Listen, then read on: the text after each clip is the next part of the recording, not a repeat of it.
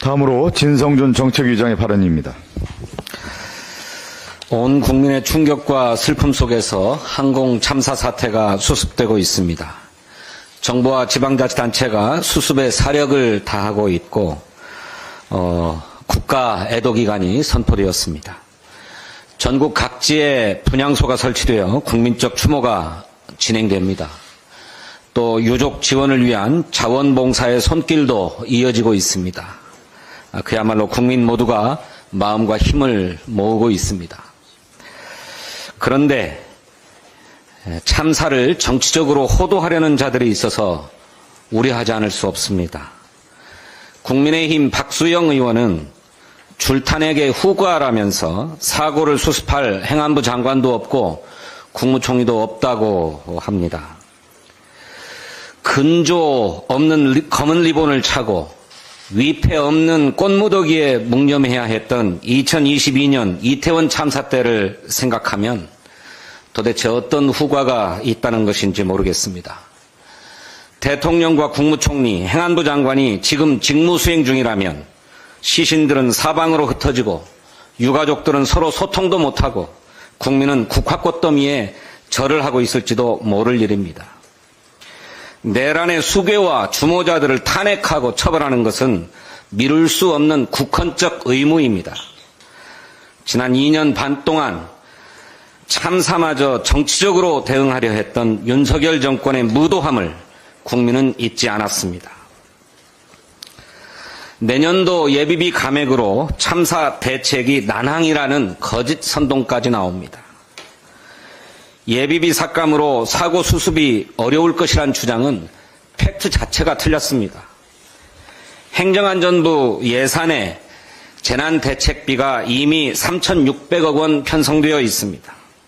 이것으로 부족하면 2조 4천억 원의 예비비로 충당할 수 있습니다. 그래도 부족할 경우에는 예산 총칙 제7조에 따라 재해대책 국고 채무부담 행위로 1조 5천억 원도 추가로 사용할 수 있습니다. 지금은 모두가 해야 할 일을 미루지 않고 제대로 해야 할 때입니다. 사고는 사고대로 수습하고 내란은 내란대로 처벌해야 합니다. 얄팍한 정치적 계산 따위는 집어치워야 합니다. 연이은 내란과 참사로 국민의 충격이 그 어느 때보다도 큽니다. 민주당은 국민과 시대가 부여한 소임을 다하겠습니다. 희생자와 유가족들께 다시 한번 깊은 애도와 위로의 말씀을 드립니다. 공조수사본부가 어제 내란 수괴 윤석열에 대한 체포영장을 청구했고 체포영장이 발부되었습니다. 윤석열은 그동안 수사기관의 5차례 소환조사를 모두 거부했습니다. 수사를 지연시키려는 노골적인 작태입니다. 그가 후한무치한 목리를 부리는 동안 내란의 주범들은 내란 사태를 지속해왔습니다. 주모자인 김용현은 개헌법 위반이라며 이재명 당대표와 한동훈 전 국민의힘 대표 등을 고발했습니다. 정치활동을 금지한 포고령을 위반했다는 것입니다. 포고령 자체가 위헌이고 위법인데 그야말로 대응할 가치도 없는 적반하장입니다. 내란 수괴 윤석열을 즉각 체포해야 합니다. 윤석열은 계엄군에게 발포 명령까지 내렸습니다.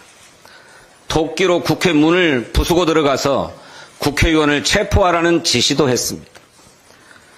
전두환식 비상입법기구까지도 계획했습니다. 내란의 정황과 증거가 넘치는데 압수수색 거부는 물론 소환마저 거부합니다. 윤석열을 즉각 체포하고 법치주의를 바로 세워야 합니다. 최상목 권한대행에게 요구합니다. 대통령 경호처를 비롯한 관계기관에 내란 수사에 적극 협조할 것을 명령하십시오. 경호처는 대통령실과 관저, 안가에 대한 압수수색 영장 집행을 막아왔습니다. 명백한 수사 방해 아닙니까? 체포영장이 발부되었으니 이제 그 집행에 적극 협조하도록 해야 합니다. 내란 특검법과 김건희 특검법도 즉각 수용하고 공포하기를 바랍니다. 신속한 내란 수사와 처벌이 파탄난 민생 경제를 회복하고 국정 공백을 최소화하는 첫걸음입니다. 권한 대행으로서 현명하게 판단하기를 바랍니다. 오늘은 2024년도의 마지막 날입니다. 정치인의 한 사람으로서 마음이 무겁습니다. 민주당은 2025년을 내란 극복, 위기 극복의 원년으로 삼겠습니다. 국민과 함께 내란의 밤을 넘어 희망의 아침을 열겠습니다. 무거운 마음이지만 국민 모두 새해 복 많이 받으십시오. 감사합니다. 네, 다음으로 김용민 정책수석